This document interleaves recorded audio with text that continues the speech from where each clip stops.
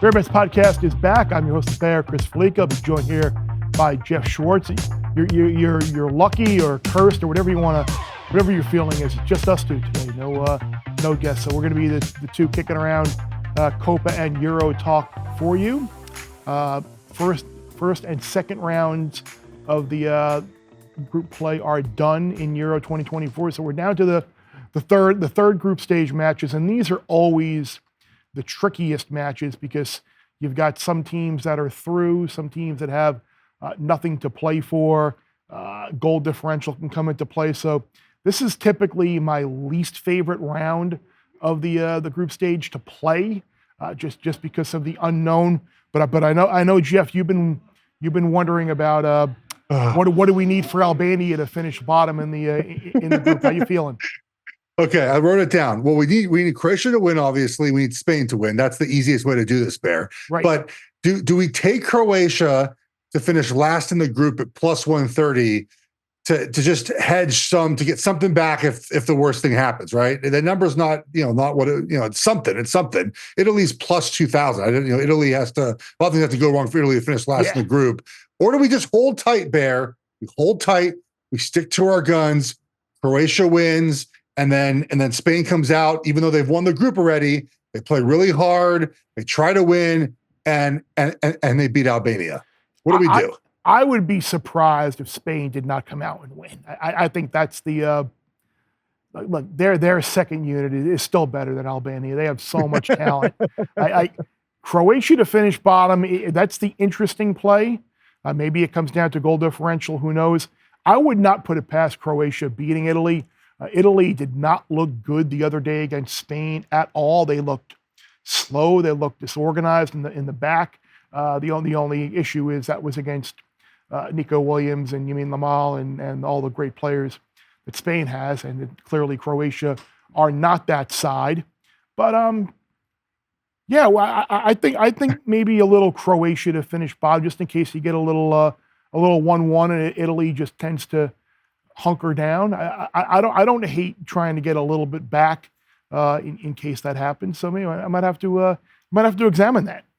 Yeah, it's a good place. The one thing about a lot of these games, and we've been texting throughout them, and you've been helping me out, especially in sort of learning the rhythm and flow of a lot of these games, is like the teams, when they just decide like we're done, like we're up, we're just not going to play to really be aggressive and score, man.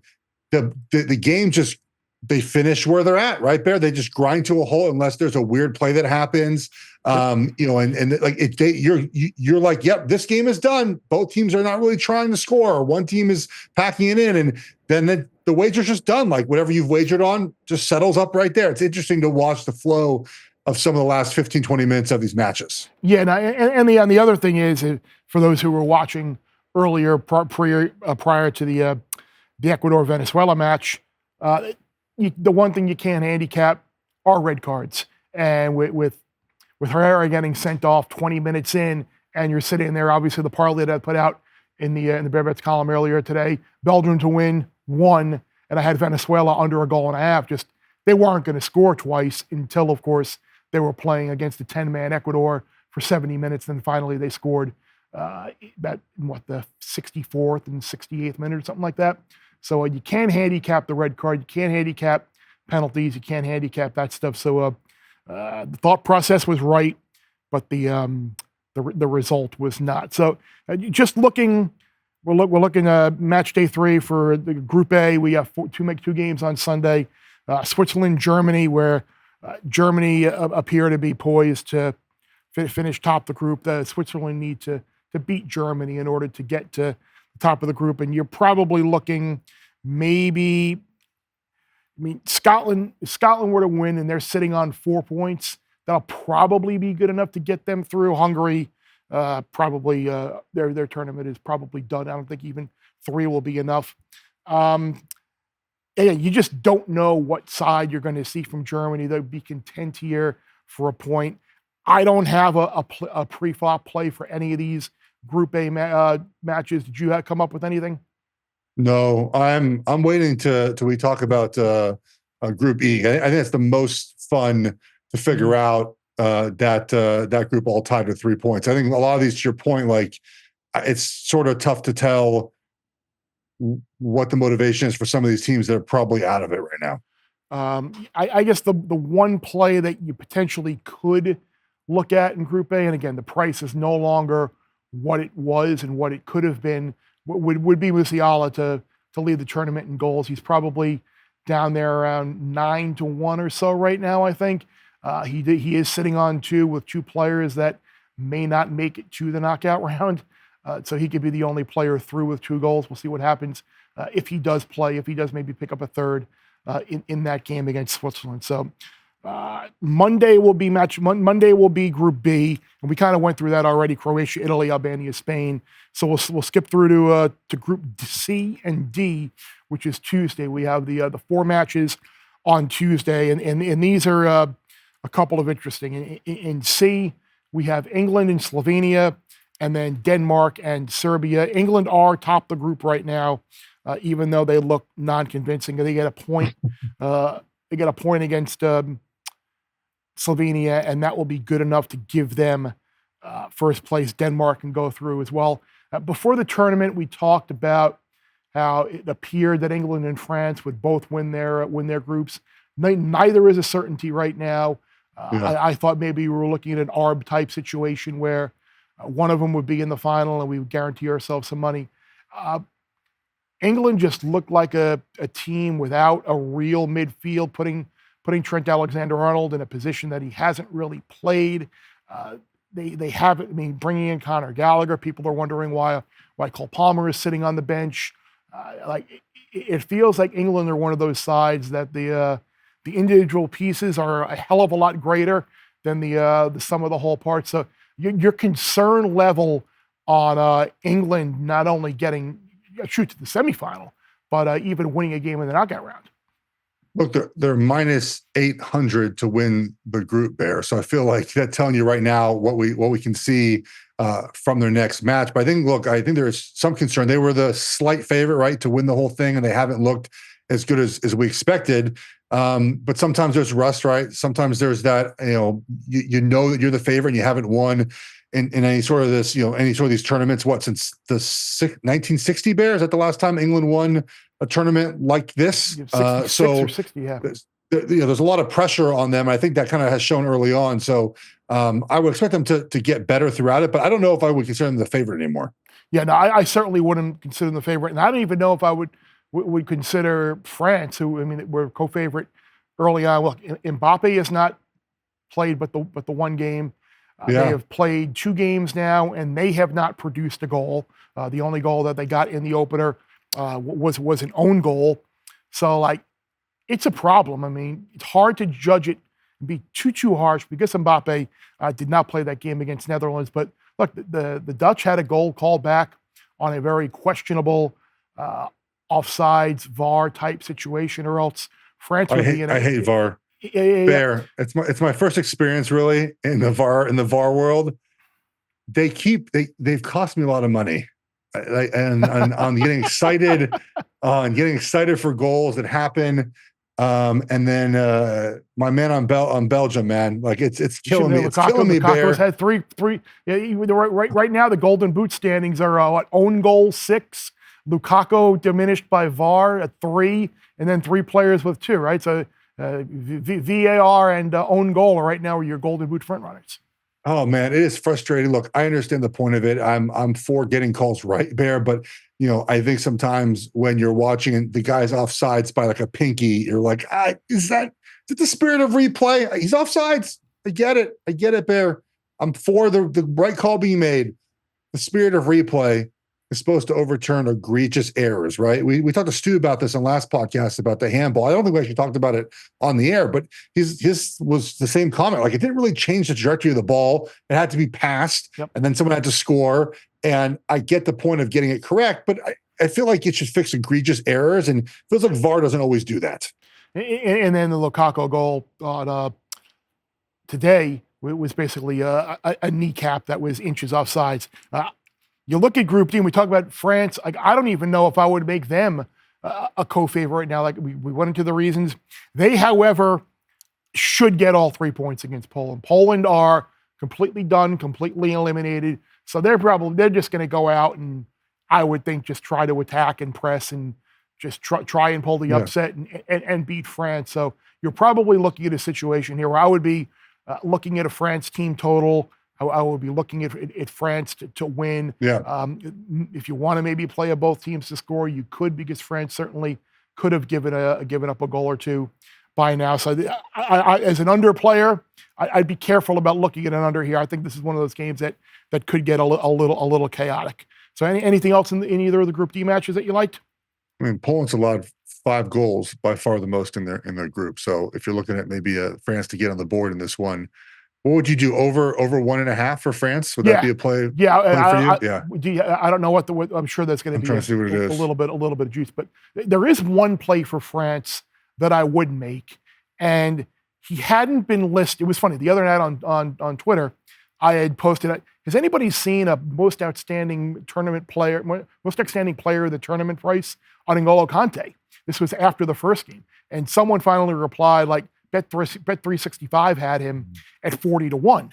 And obviously I'm in California. I don't have access to Bet365. So, but like, he won his second straight man of the match trophy award in the game against Netherlands. Like, if you look around now, he's down to around 12-1 to win player of the tournament. Like, I don't think that's gotten to a point where you can't play that because we just mentioned Mbappe hasn't scored. Griezmann hasn't been great. Like, if France were to win, like, he's going to win it. So if you can still find a rogue price out there on Kante to win player of the tournament, I would certainly look at that. So if we get down to the final day on Wednesday of the groups, you were talking about, Geoff, Group E is the craziest one. All 4 teams sitting on 3. And you could have the potential for a really wild Ukraine-Belgium game going on at the same time as Slovakia-Romania, because Ukraine clearly, they have the capability to score. They also have the capability to allow some goals, just like Belgium. I mean, that game should have been put to bed today for Belgium against Romania, but they missed so many opportunities. So we could be looking at potentially another Belgium-Romania type game with Belgium-Ukraine. I don't hate both teams to score in that game. Again, I haven't seen the price yet for that, but I would look at Ukraine, Belgium, both teams to score, and then Slovakia, Romania, probably looking at maybe Romania or draw. I think Romania were better than Slovakia when I had seen them. So, any other thoughts on the craziness that is Group A? So, if I have this right on the way this goes, right? So if Belgium wins, which I think we think might happen, and Slovakia wins against Romania, that means Slovakia wins the group, right? Because they beat them head to head. So is taking Slovakia plus 275 to win Group E, is that a play worth making? No, because I think there's a possibility of a draw with Romania, and they might just be sitting on 4. You could. Yeah, I mean, obviously, if I'm not going to, I'm just getting your opinion on that. Draws always happen. I apologize for not knowing this, and I should know my rules, so you can scold me on social media. The better goal differential right now, I think it's goal differential, then head-to-head. So the fact that Belgium right now are +1 and Slovakia are 0. Yeah, I'm not. It is head-to-head. It is head-to-head. Producer Justin is right. I don't know. I'm giving information, Bear. I'm relaying what I no, that's the fine. tiebreaker situations. It's hard to figure it out. See, then you know what's odd. You know what would throw me off on this, because if you look at the current standings right now, even though Belgium lost to Slovakia and they're all sitting on 3, they're ahead of them. Belgium listed in the standings ahead of, which is why I thought like the goal differential may have come into play. Yeah. So I'm going to blame the UEFA head. So I'm going to pass the buck. You should. I'm going to pass the buck on that for them to you should making me look bad. So and then Group F, we know Portugal are going to win the group, and I think the biggest question with Group F is going to be the Czechia match, where will Arda Güler play for Turkey? This was the Turkish side that kind of reminded us a whole lot of the last Euro, where they were kind of a dark horse. An own goal, looked really, really sloppy. Portugal went right through them today. That has the looks of a both teams to score kind of bet too. This is why I don't like the third match, because I'm talking about team totals over, both teams to score, but you're not what I want to bet. Yeah. But again, that's you kind of have to adjust and adapt. And I think live betting is your friend here in these third games. Is there a way to bet to take a draw on this one? Because they just need a point. All it needs a point, right? To basically to guarantee themselves on to the next round. So if they get at any point up 1-0, or the game is tied at 1-2, whatever it's at, they're just going to shut it down, right? Because they don't need to push it up the field to have turnovers and have weird things happen. And taking a draw in their game might be the way to go in this one. I don't know what that number's at right now, but that feels like a play that might be worth it at some point, even live. I mean, we've talked about that. That's an option too. Take a live draw at some point as well. And that's the advantage. That's why these games are played concurrent, and that's kind of the advantage that we have as bettors, to be able to watch these games play out at the same time and know what's going on. So Sunday, USA gets underway in Copa America. They are a massive favorite against Bolivia. Bolivia are ranked 84th in the rankings, and it really is a very good opportunity and for the U.S. to get off on this tournament on the right foot. I actually have a bet in this match. I played U.S. -1.5 and U.S. to keep a clean sheet. Parlay those together at +120 to get a little bit of value. Look, this is a Bolivia side that they have lost 11 straight Copa America group stage matches. They've lost 18 of their last 22 international matches. They haven't scored a goal in 10 of them. So, anything less than a 2-0, 3-0 type U.S. win in this game, I think would be very disappointing. What? So you need to see at least a 2 or 3-0 win to feel good about the team after a game against Bolivia. Yeah, Bolivia is a side that they lost to Ecuador, who the 10-man Ecuador lost earlier today. Colombia beat them. I think the combined score in those two matches were 6-1 or 7-1 or something like that. So it's clear this is a team that is nowhere near the level of the true contenders here. I don't necessarily view the U.S. as a contender to win this tournament. I think they are the 5th choice, but behind Brazil, Uruguay, favorite Argentina, and Colombia. So I don't think that they're worth a play to win this event, but they certainly should get out of the group, find themselves in the quarterfinal, and have an opportunity to maybe get to the semi, which would probably be projected against Brazil. So I think semifinals is a very realistic opportunity for the U.S. But I think if you're looking to this game tomorrow, it's an opportunity for the U.S. to get Tyler Adams some minutes and some other players some minutes in an international type game where there is some stakes. They're playing against albeit not a super team, but like I said, if the U.S. do not win this game 2-0 or even 3-1, something like that, there probably will be some questions that are raised afterwards, because Bolivia are a side that really aren't very dangerous. So they have a U.S. stage of elimination: quarterfinals -140, semifinals +400. If you're looking at a wager to kind of see where they're eliminated, Bear, which one would you put money on? So you said quarters was +140 and semis was +400.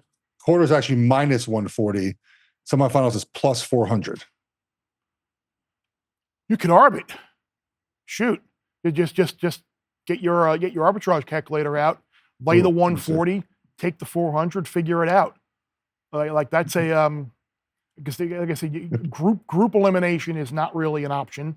So they'll be in the quarter, and if they win the quarter, then they're going to get to the semi, where they probably will not get past Brazil or the second or Colombia, whoever the second place team, whoever the other team from that group would be. I think you just gave me a bet, Jeff. You give me something to do later tonight. I like that. Text me the results. So I can come with you on the ride. I'm gonna bet that. I'm looking at my phone right now. I know you love my favorite thing on this when I actually take wagers during the show. I'm gonna do that USA one for tomorrow. I'll be on a golf course in Bend, Oregon. Maybe watching on my phone to see if we catch that wager. Are you going to Bandon? No, I'm going to Bend, Okay. Oregon. There's an Oregon thing I'm going to. So it's USA -1.5, right? Yep. And then and parlayed with clean Parlayed sheet. with clean sheet, yes. There we go.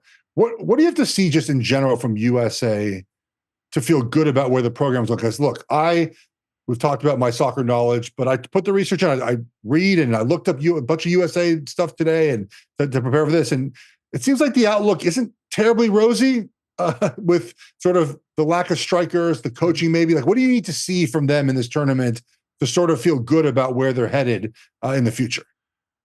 I think it's just a consistent 11, like getting Tyler Adams back in the midfield is massive. I think they need to just shore up the back line as well. If you watch that last friendly against Brazil, Brazil had a bunch of chances that they easily could have put that match to bed at some point, and instead it did wind up as a draw. Who will the next keeper? When will the torch be passed from Matt Turner to someone else? Like there are a bunch of very positive options right now for the like. There's some things to look forward to on the horizon, especially for 2026 when the World Cup comes here.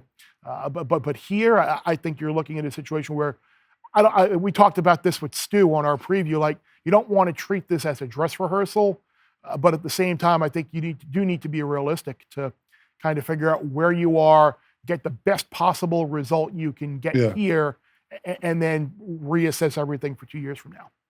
And this is the most talented team we've had in a while, right? So Yes. we should look like, I believe I saw that everyone on the roster plays in Europe. Like, they're a talented team more than they've been in the past, at least, their ability to play internationally. And that we should get better results, during these games. Yeah, I keep calling them games. Should I be calling matches? Should I call them matches, Bear? I feel like I'm fine. I say match. Game is fine. This isn't like we don't have the full like official pronunciation sheet and rules of verbiage. Game is fine. I mean, some people may say match. Don't come at me, please. You have my permission to call it what you are. But looking forward to that on Sunday. USA to win by at least 2 goals and keep a sheet. That's my bet. So Geoff, I want you to enjoy your trip to Oregon. Hit them far, hit them straight. Appreciate everybody for tuning in, watching here on our YouTube channel, downloading it wherever you get your podcasts. Remember to rate, review, and subscribe on all of those platforms. And remember, the less you bet, the more you lose when you win.